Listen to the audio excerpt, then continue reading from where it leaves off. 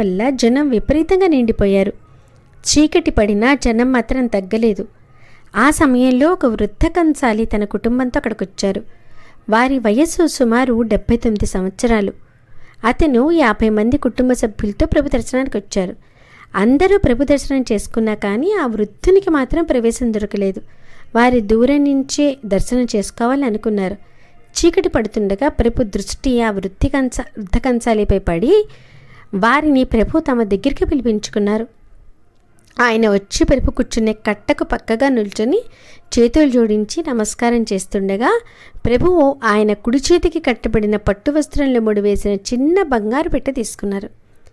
దాంట్లోంచి మడిచి పెట్టబడిన కాగితాన్ని తీసి దీపం ముందు చదవసాగారు.